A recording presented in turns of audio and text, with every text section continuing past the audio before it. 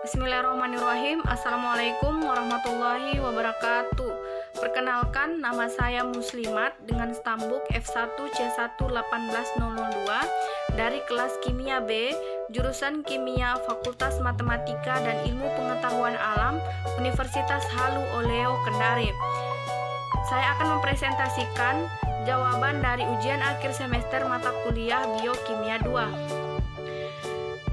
Yang pertama, hubungan antara metabolisme karbohidrat, lemak, dan protein. Jadi, metabolisme protein akan menghasilkan asam amino yang akan dikirim ke hati melalui aliran darah. Asam amino hasil metabolisme protein ini akan disusun menjadi enzim atau hormon yang kemudian digunakan dalam metabolisme karbohidrat. Metabolisme lemak juga menghasilkan badan keton yang dapat dihidrolisis menjadi gliserol dan diglukogenesis untuk menghasilkan glukosa sebagai pengganti karbohidrat dalam siklus Krebs. Jadi dapat dilihat pada gambar di samping, dapat dikatakan bahwa metabolisme lemak, protein, dan karbohidrat semuanya berhubungan karena semua enzim metabolisme tersebut dari asam amino protein. Dan ketiga, metabolisme makronutrien tersebut bertujuan untuk mendapatkan energi bagi tubuh. Kemudian masih hubungan antara metabolisme protein, lemak, dan karbohidrat. Karbohidrat, protein, dan lemak ini bertemu pada jalur siklus Krebs dengan masukan asetil koenzim A.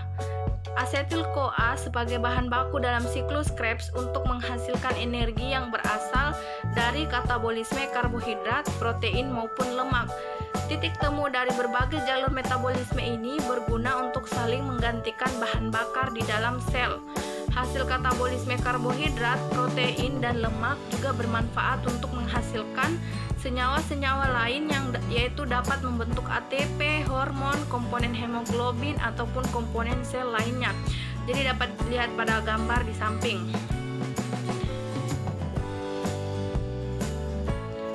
Kemudian kita beralih kepada fungsi protein. Jadi terdapat berbagai macam fungsi dari protein yang berikut saya rangkum. Fungsi utama dari protein di mana sebagai sumber energi, sebagai perbaikan dan perawatan jaringan tubuh, pembentukan hormon dan enzim, alat transportasi molekul, pembentuk antibodi, dan menyeimbangkan pH dan cairan tubuh. Nah, berikut terdapat gambar di mana di sini proses pencernaan protein mulai dari mulut hingga pencernaan terakhir. Kemudian di sini enzim yang berperan dalam proses pencernaan protein itu yaitu ada enzim pepsin, tripsin, dan peptida. Di mana yang pertama itu protein akan dirombak menjadi protease dan pepton, kemudian diubah menjadi peptida dan dipeptida, lalu diubah kembali menjadi asam amino. Nah, berikut dapat dilihat juga pada gambar metabolisme asam amino. Jadi proses metabolisme asam amino itu terjadi di lambung, pankreas, dan usus halus. Asam amino ini digunakan untuk membentuk protein yang akan membantu pada metabolisme karbohidrat. Dari gambar terlihat jenis-jenis asam amino yang membantu proses metabolisme glukosa untuk menghasilkan energi. Tanpa adanya asam amino, pembuatan energi untuk tubuh tidak akan terjadi. Kemudian kita lanjutkan kepada proses metabolisme asam amino, di mana yang pertama, makanan dengan protein akan dikunyah dan masuk ke dalam perut yang mengandung asam klorida dan enzim pepsin.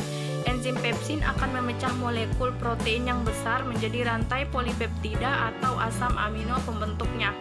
Yang ketiga, dari lambung, protein akan masuk ke dalam usus kecil yang memiliki hormon pencernaan sekretin dan CCK.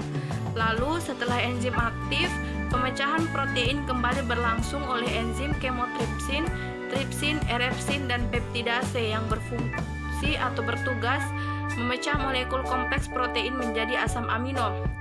Dan terakhir, setelah metabolisme protein selesai, asam amino akan dikirim ke hati melalui aliran darah untuk kemudian digunakan dalam metabolisme karbohidrat.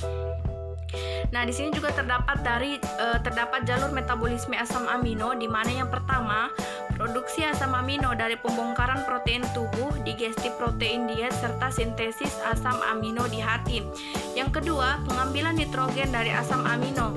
Ketiga, katabolisme asam amino menjadi energi melalui siklus asam serta siklus urea sebagai proses pengolahan hasil sampingan pemecahan asam amino. Yang keempat, sintesis protein dari asam-asam amino. Nah, terdapat zat sisa metabolisme protein yang sangat berbahaya bagi tubuh. Nah, biasa dikenal sebagai amonia atau NH3. Jadi, metabolisme protein atau pemecahan asam amino menghasilkan hidrokarbon dan limbah nitrogen berupa amonia yang beracun dan harus dikeluarkan dari tubuh. Ion amonia bersifat beracun sehingga dikeluarkan tubuh melalui siklus urea. Zat amonia harus dikeluarkan dari tubuh sebelum terjadi penumpukan konsentrasi amonia atau disebut dengan hiperamonia. Hiperamonia dapat menyebabkan gangguan pengecilan dan kerusakan otot rangka serta gagal hati.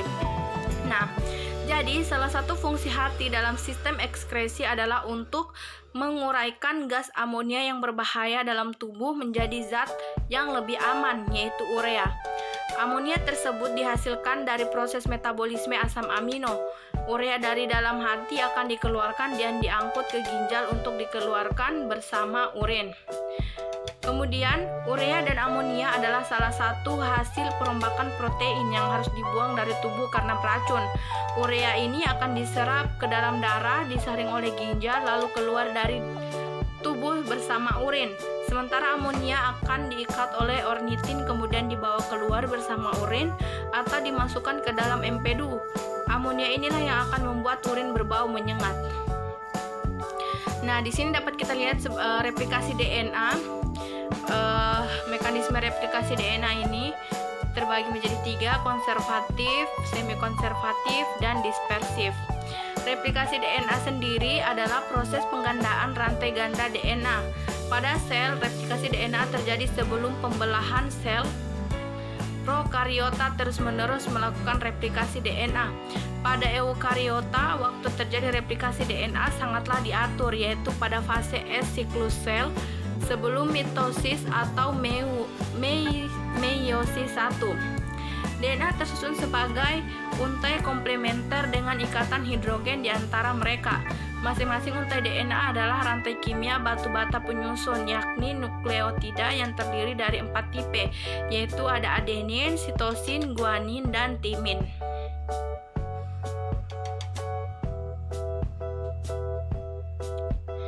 Kemudian kita beralih kepada materi selanjutnya, lagging strand. Jadi dapat dilihat pada gambar di mana letak dari lagging strand,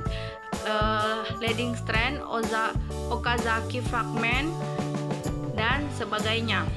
Lagging strand adalah untai DNA berkembang yang disintesis berlawanan dengan arah garpu replikasi. Dalam lagging strand, tempat DNA memulai sintesis RNA primer singkat.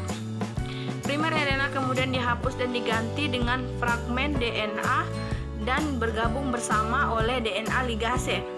Kemudian untuk leading strand adalah untai DNA yang berkembang dan disintesis dalam arah yang sama dengan garpu replikasi. Enzim polimerase membaca template leading strand dan hal itu menambah nukleotida untuk melengkapi untai yang berkembang terus-menerus. Kemudian pengertian dari fragmen Okazaki adalah DNA pendek berbentuk fragmen pada proses replikasi DNA di bagian untaian DNA lambat atau biasa disebut sebagai lagging strand. Nah, terdapat di sini pemanjangan untai DNA.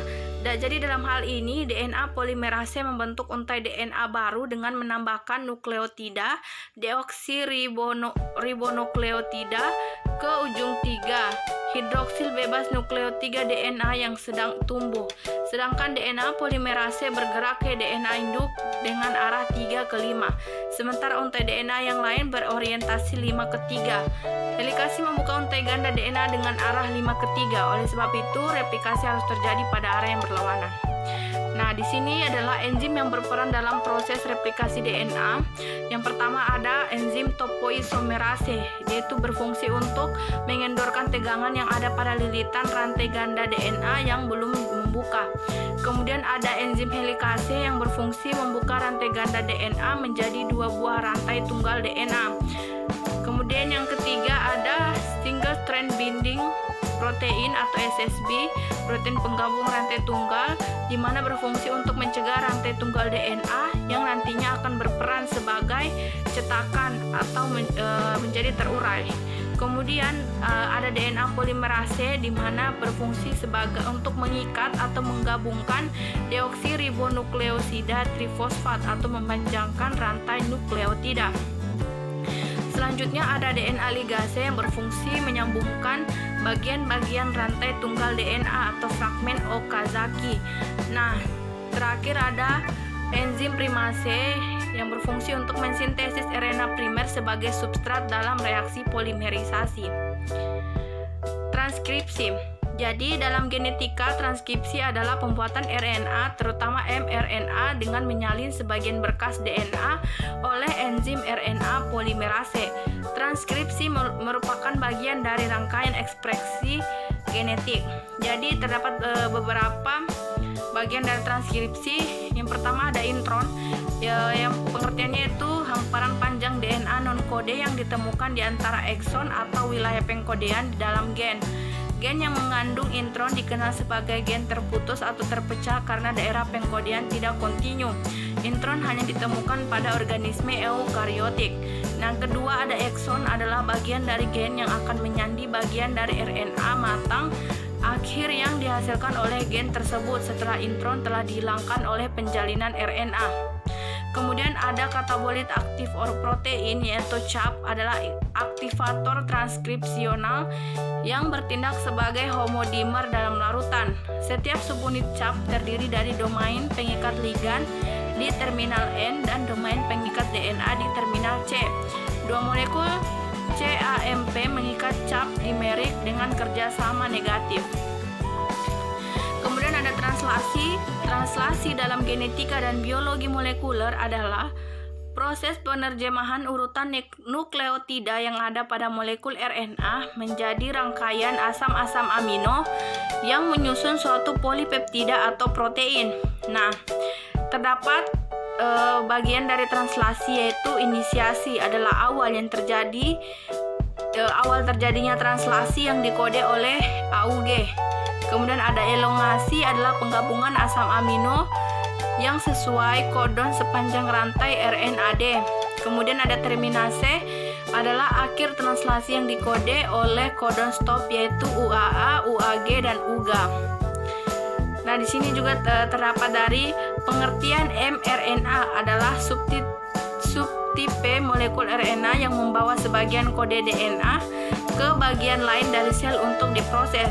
Kemudian ada tRNA adalah molekul RNA kecil yang berbentuk daun semanggi dan mentransfer asam amino spesifik dalam sitoplasma ke ribosom. Kemudian rRNA adalah komponen ribosom dan berfungsi sebagai organel terjemahan. Baik, sekian materi dari saya. Lebih dan kurangnya mohon dimaafkan. Billahi taufiq wal hidayah. Wassalamualaikum warahmatullahi wabarakatuh.